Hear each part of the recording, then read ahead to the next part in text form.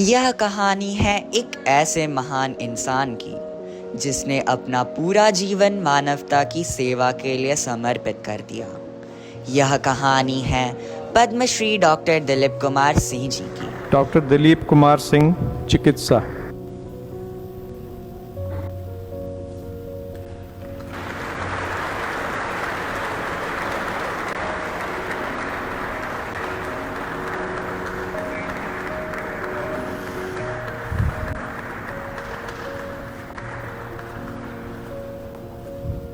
जिनका जन्म 26 जून 1926 को बिहार के बांका जिले में अपने नाना स्वर्गीय शशि भूषण सिंह जी के यहाँ हुआ, जो कि पेशे से एक जाने माने वकील थे। उनके जन्म से पूरा घर खुशियों से भर उठा, मानो किसी महान आत्मा का आगमन हुआ हो।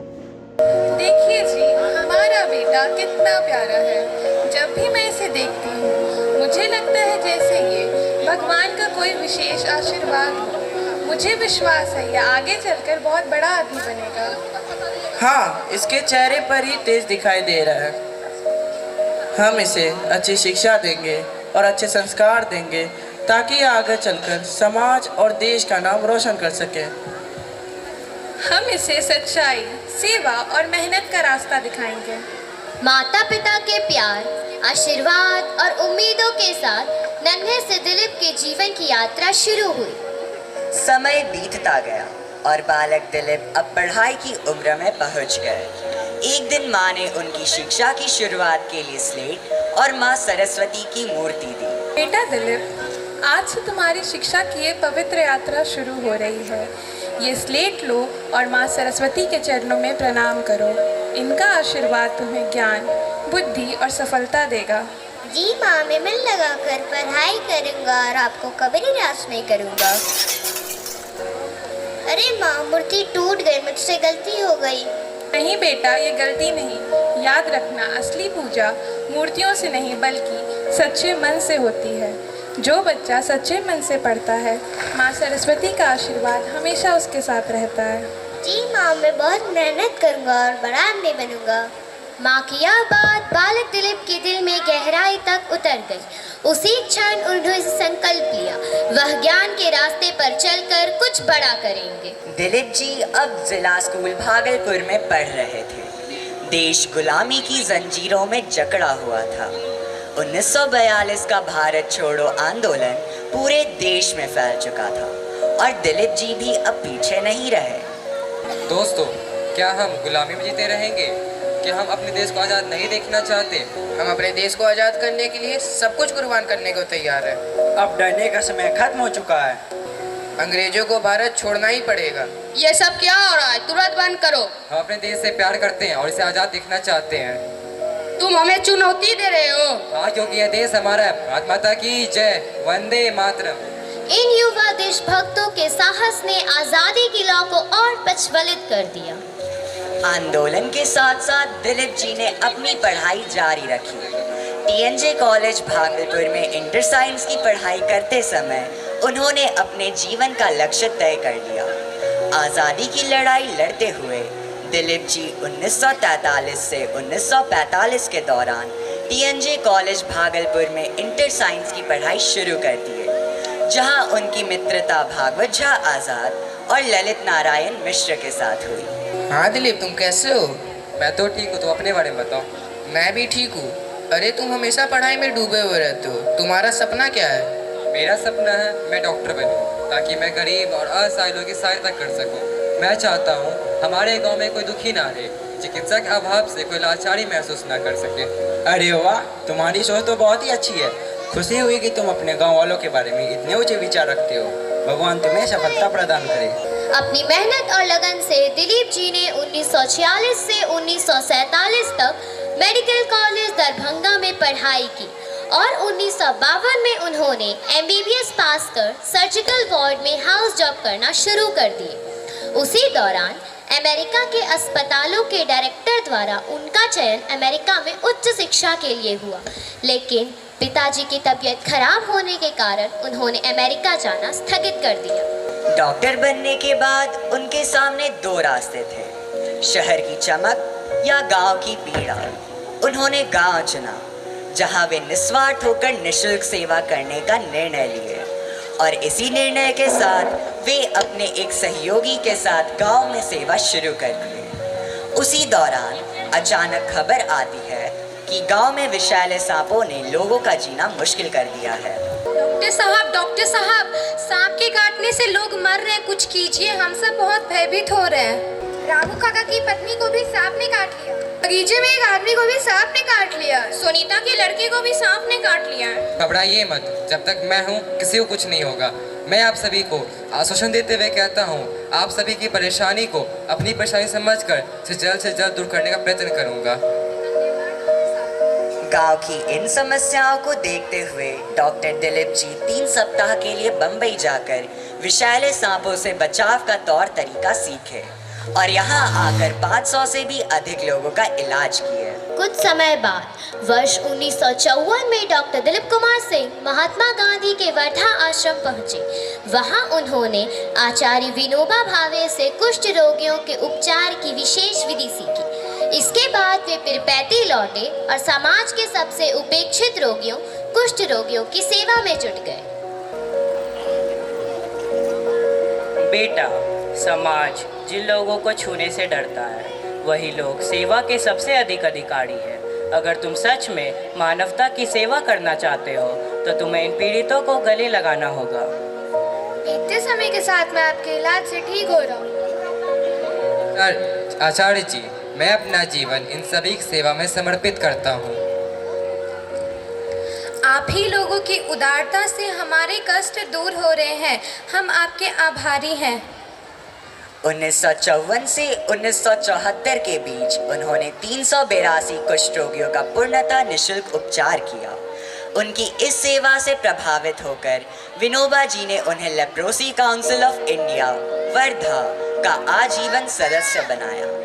उन्होंने अपने इस अनुभव को पुस्तक में लिखा, लौट आया हूँ जहन्नुम से दोस्तों, जिसमें कुष्ठ रोगियों के दर्द और पुनर्जन्म की कहानी है।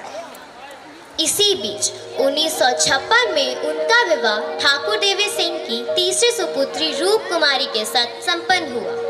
गांव में रहते हुए उन्होंने गरीब और असहाय मोतियाबिंद के मरीजों के लिए मुफ्त ऑपरेशन शुरू किया।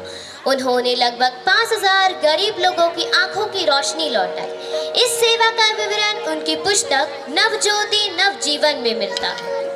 नमस्ते डॉक्टर साहब। नमस्ते, कैसे हैं आप? ठीक हूँ। आपसे अपनी आंखों का ऑपरेशन करवाने के बाद मैं अपने पोते का चेहरा साफ देख पा रही हूँ। पहले तो सब धुंधला दिखाई देता था। इसके लिए मैं जीवन भर आपकी आभारी रहूंगी। आपकी आंखों की रोशनी लौट आई, मेरी सबसे बड़ी कमाई वही है। गांव में पोलियो से पीड़ित बच्चों को देखकर उनका हृदय पिघल आया। उन्होंने अपने पैसों से रूस से पोलियो की दवा मंगवाई और गांव के बच्चों को मुफ्त में दवा पिलाई। डॉक्टर साहब नमस्ते। नमस्ते, कैसे हो तुम? ठीक हूँ। डॉक्टर साहब, पहले मेरा बच्चा चल भी नहीं पा रहा था, लेकिन आपकी दवा और मेहनत से वह फिर से अपने पैरों पर खड़ा हो सका। मैं तो अपने बच्चे के पैरों से निराश हो गई थी, पर आपकी और भगवान की कृपा से मेरी निराशा आशा में बदल गई। धन्यवाद डॉक्टर साहब। हर बच्चे को स्वस्थ जीवन जीने का पूर्ण अधिकार है। तो पहला बच्चा जो मिला तो उसको देखा कि एक हाथ उसका बाएं हाथ झूल रहा। तो हमने कहा ये तो पोलियो जैसा लग रहा है भाई। फिर मैं दूसरे घर में गया तो एक बच्ची थी, उसका पाँव झूल रहा था। तब हमको हो गया कि नहीं साहब, ये तो पोलियो की बीमारी फैल रही है। और तब हम भागलपुर आए। लोगों ने कहा कि नहीं साहब, पोलियो की दवा तो यहाँ है ही नहीं। पटना गए, उस वक्त शिव नारायण सिंह, के सिन्हा सभी थे। उनसे पूछा, कहा कि पोलियो की दवा पूरे भारत में नहीं। और तब हम पता करने लगे कि पोलियो की दवा मिलेगी कहाँ। पता करते करते पता चला कि अमेरिका और रूस, यही 2 कंट्री है जो पोलियो की दवा बनाती है। अमेरिका की दवा महंगी थी, रूस वाला सस्ता था, तो हमने रूस से दवा मंगाई। हमने 1000 डोज वे भारत के पहले व्यक्ति बने जिन्होंने विदेश से पोलियो की दवा मंगवाकर गांव में मुफ्त वितरण किया। इस उपलब्धि को IMA बुक ऑफ रिकॉर्ड्स और लिम्का बुक ऑफ रिकॉर्ड्स में दर्ज किया गया। इस कार्य का विवरण उनकी पुस्तक 2 बूंद जिंदगी की में मिलता है। 1983 में उन्होंने अपने पिताजी की स्मृति में डॉक्टर यमुना प्रसाद सेवा निधि की स्थापना की, जिसे बिहार सरकार द्वारा मान्यता प्राप्त हुई और आज भी कार्यरत है। 2016 में एक गरीब मुस्लिम परिवार का लड़का नशे का शिकार था। डॉक्टर दिलीप ने उसे 10 दिन तक दवा देकर उसकी लत छुड़ा दी। नमस्ते डॉक्टर साहब। नमस्ते, कैसे हो तुम? अभी मैं ठीक हूँ डॉक्टर साहब। मैं अब नया जीवन जीना चाहता हूँ। बुरी संगति के कारण मैं नशे के लत में इस तरह फंस चुका था जहाँ से निकलना नामुमकिन लग रहा था, लेकिन आपकी दवा से मुझे बहुत राहत मिल रही है। इंसान अगर ठान ले कोई बुरी आदत उसे रोक नहीं सकती है। आपकी मेहरबानी से मेरा दोस्त बच सका। आप ही इसकी आखिरी उम्मीद थे। आपका शुक्रिया। इसके बाद सैकड़ों लोग आने लगे। आज तक लगभग 250 लोगों ने नशा छोड़ दिया। इस उपलब्धि को उन्होंने अपनी पुस्तक इल्लाही क्यों करूँ तौबा में लिखा। 2011 से 2019 तक उन्होंने कैंसर के खिलाफ एक अभियान चलाया। सैकड़ों महिलाओं और पुरुषों को मुफ्त जांच, दवा और जागरूकता दी और 150 से भी अधिक क्षेत्रों के गरीब लोगों का उपचार किया। डॉक्टर साहब नमस्ते। डॉक्टर साहब, मेरी बहन का तबीयत बहुत ख़राब है। इसके इलाज के लिए मेरे पास पैसे नहीं हैं। बीमारी कभी पैसे देखकर नहीं आती और सच्चा डॉक्टर इलाज पैसे देखकर नहीं करता। आप तो हमारे लिए भगवान जैसे हैं। आपका धन। उनकी महान सेवा के लिए उन्हें अनेक सम्मान प्राप्त हुए। 2006 महाराष्ट्र में पद्मश्री कमलाबाई हास्पेड अवार्ड, IMA और Bhagalpur life time achievement award, health care excellence award और 2018 में ISSLC नेलकॉन एम्स अवार्ड से सम्मानित किया गया।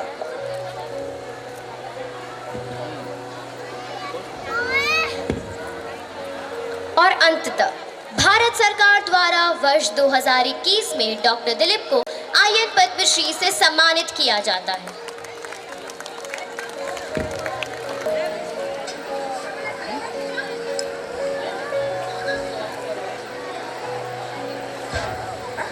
यह सम्मान मेरा नहीं, उन गरीब और पीड़ित लोगों का है जिनकी सेवा करने का सौभाग्य मुझे मिला। यह सेवा कार्य उनके महान पिता डॉक्टर यमुना प्रसाद सिंह द्वारा शुरू किया गया था। आज इसे उनके पुत्र डॉक्टर दिलीप कुमार सिंह द्वारा इस परंपरा को आगे बढ़ाते हुए उनके पौत्र डॉक्टर संजय कुमार सिंह, पौत्रवधू डॉक्टर प्रतिभा सिंह, प्रपौत्र सिद्धार्थ जय सिंह और प्रपौत्र वधू डॉक्टर मोनिका सिसोदिया आगे बढ़ा रहे हैं।